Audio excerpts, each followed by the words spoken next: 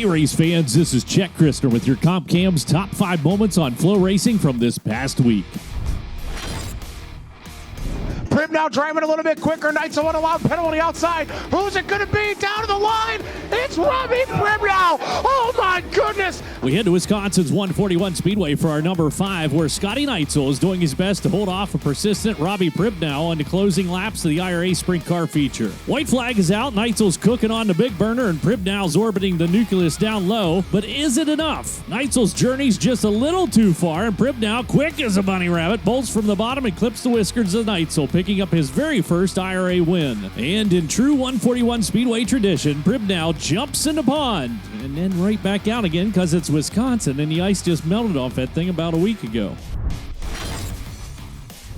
And our number 4 comes from Eldora Speedway in the Johnny Appleseed Classic. Darrell Lanigan slips a short slider on Ricky Weiss to take the lead with 13 to go, but the real story is last place starter Devin Moran charging the field. Moran's hauling the proverbial mail and blows around Scott James for third with 6 laps and plenty of time to run down the leaders when the car gets tight out of 2 and he clips the outside wall. That one little misstep's all it takes to stifle his sortie, and Moran would end up settling for 5th. Meanwhile, 2003 Dream winner Darrell Lanigan would go on to pick up the feature event win. And speaking of the dream, or more precisely dreams, Eldora Speedway is making up for the lost COVID time and hosting the 26th and 27th annual Dreams on June 9th and 10th. For those of you that can't make it to the Big E or are power napping out in the campground while you're there, you can catch all the action live on FloRacing with the annual subscription.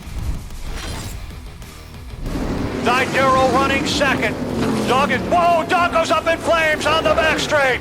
The car up in flames, Darrell. It's the 64th running of the Budweiser International Classic at Oswego Speedway for our number 3, and Doug Didero is running a close second behind Michael Barnes with 2 laps to go, and blam! His car detonates into a fiery fidget spinner out of turn 2. Apparently Didero's super modified sheared the drive shaft, which then ripped through the oil tank and set the house ablaze. Doug was quick to climb from the wreckage because he was on fire. Fortunately, Doug was okay. In a green-white checker finish, the hustler, Michael Barnes, would hold off Otto Sitterly for his first ever win at the Classic, which was a long time coming as Barnes had podiumed without winning 5 freaking years in a row prior. Congratulations going out to the hustler.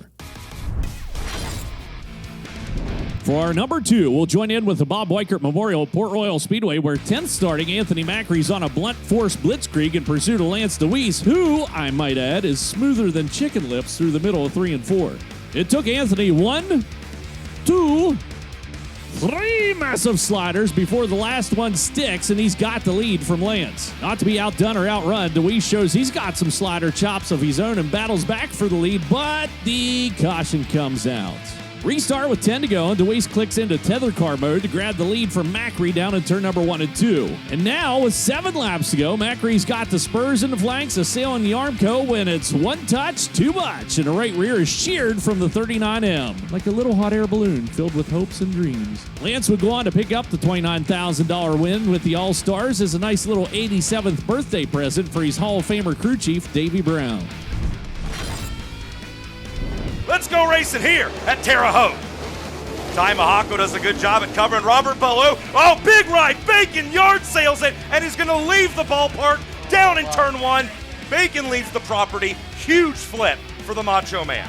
I know you've seen it because it was visible from space, but for our number 1, we're going to head to Terre Haute, Indiana, and USAC's Tony Holman Classic, where Anthony D'Alessio brings it a little too hot into turn number 1 and yeets Brady Bacon all the way to Chick-fil-A via the Sky Tram.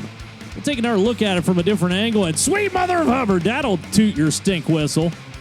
Anyway, that's really where the story begins, because instead of gathering up the pieces and slinking back home to mommy like I probably would have done, Brady and the Hoffman team instead unload the backup car, tag the tail to B-Main, and the Macho Man starts doing work. Throwing himself around the action track like a man possessed, Bacon drives all the way from 14th to 3rd and right into the A-Main event. A-Main time, and it's 4 laps to go with Justin Grant up front. Chris Wyndham brings the boogie down low with JG throttled up on the outside, and contact sends Grant wide where he ricochets off the wall, recalibrates, and goes after the new leader Wyndham. Ridden comes out, which sets up a green-white checker finish. Wyndham fires off the field, but who is quick to capitalize? Yep, that's right, it's the Macho Man again, Brady Bacon with all guns blazing, attacking into turn number 1. Near chaos again, but all cars charge on to the finish with Chris Wyndham picking up his 3rd Tony Holman Classic Classic at the Terre Haute Action Track. Cal Cummins finishes second, and from the stratosphere to right here, Brady Bacon rounds out the top 3.